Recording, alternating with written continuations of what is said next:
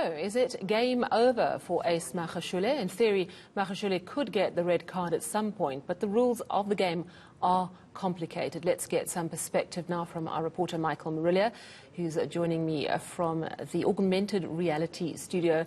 Michael, it's fair to say the ANC needs clear guidelines and it needs to implement them. Sally, it seems that the ANC has met a moment of truth, a crossroads, if you want to put it that way.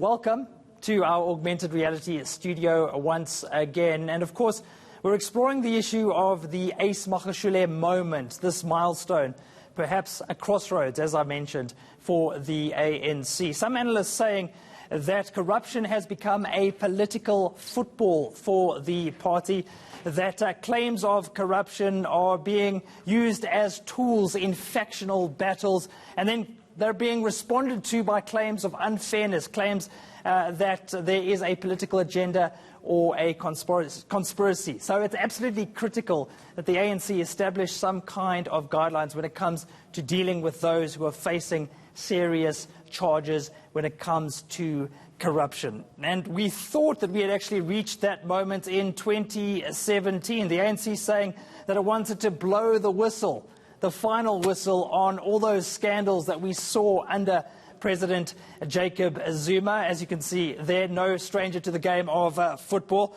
And Cyril Ramaphosa's ANC came up with a game plan at that conference in 2017, saying it would suspend people who fail to give an acceptable explanation while they face investigative or prosecutorial procedures. So very clear in terms of its resolution. The question, of course, was how it would implement that game plan.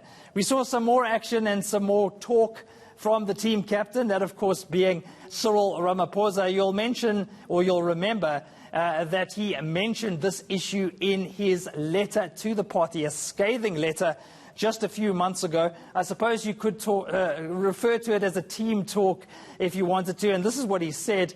The ANC may not stand alone in the dock, but it does stand as accused number one. So lots of talk when it comes to corruption, but again, the key question is whether or not the party will take action. Could someone like Ace Magashule face a penalty? Well, here's the tricky part. Several legal opinions suggest that the ANC might be breaking its own rules if it forces someone to step down in this particular context. In fact, those legal opinions suggest that it could infringe on the rights of the individuals and the branches which nominated or elected someone like Ace Magashule. So the ANC perhaps stuck between a rock and a hard place. We understand that officials have been asked to try to find a way to establish some sort of framework when it comes to dealing with that issue. We'll have to see how long that process actually takes. In the meanwhile, another question about whether or not the ANC has been shooting itself in the foot. Take a look at these numbers. These are the ANC Free State election results over the last 20 years. 1999, the party got 80% of the vote.